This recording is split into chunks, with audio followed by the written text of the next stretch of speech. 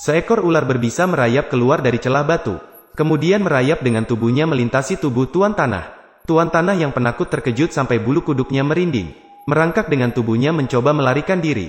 Namun tak disangka, seekor ular berbisa lainnya muncul dari gua batu, bergerak menuju arah Tuan Tanah. Namun yang membuatnya heran adalah, ular-ular berbisa itu sebenarnya tidak berniat menyerangnya.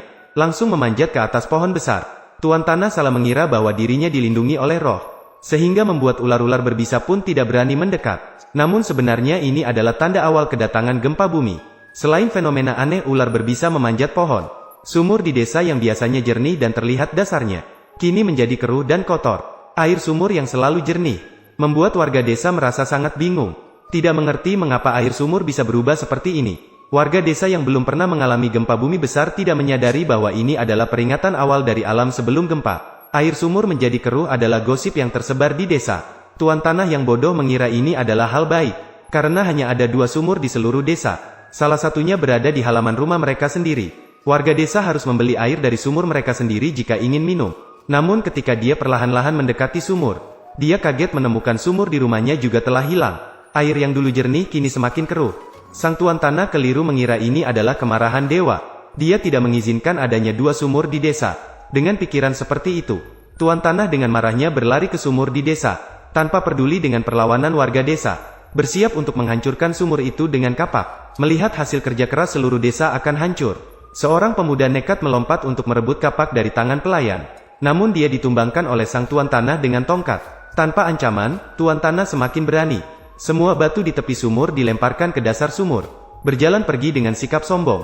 Tuan Tanah yang dominan, menyiapkan meja makan yang lezat dengan sengaja, merayakan kekalahan pedas yang mereka berikan pada semangat warga desa hari ini. Namun saat makan baru setengah selesai, mendengar sumur di halaman mulai berbunyi gemuruh. Tidak hanya itu, banyak tikus memenuhi gudang makanan, dengan terang-terangan mengunyah makanan di dalam kantong. Melihat kedatangan manusia, tikus-tikus melemparkan makanan mereka, berbondong-bondong masuk ke halaman.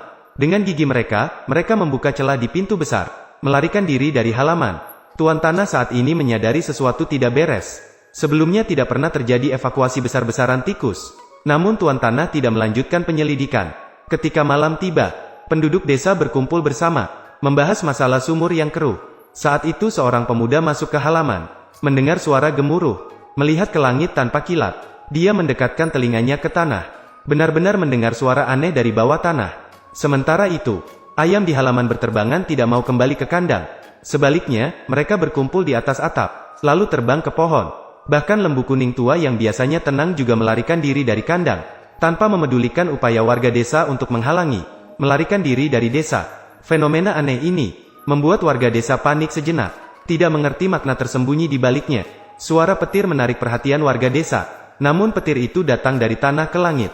Gemuruh petir yang tak henti membuat Tuan Tanah panik. Dia menganggap ini sebagai kemarahan dewa. Untuk menenangkan dewa, keesokan harinya, dia memimpin para pelayan, mengumpulkan penduduk desa, meminta mereka mengumpulkan dana untuk memuja dewa. Bagaimana mungkin penduduk desa yang miskin memiliki uang berlebih? Mereka mungkin memiliki niat baik tapi tidak memiliki kemampuan.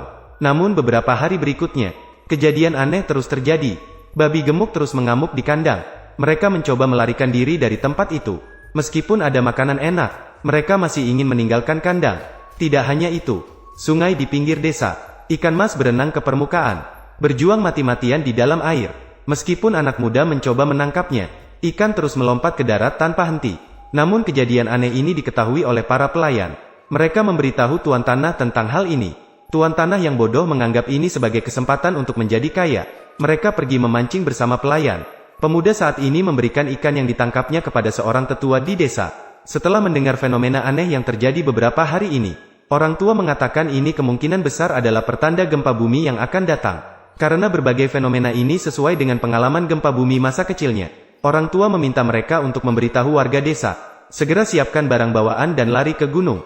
Sedangkan Tuan Tanah dan pelayan masih tidak tahu apa-apa tentang hal ini, menikmati kebahagiaan panen mereka. Namun mereka tidak tahu bahwa perilaku berbagai jenis unggas akan semakin intens sebelum gempa bumi datang. Pemuda menyampaikan kepada warga desa bahwa gempa bumi akan segera datang.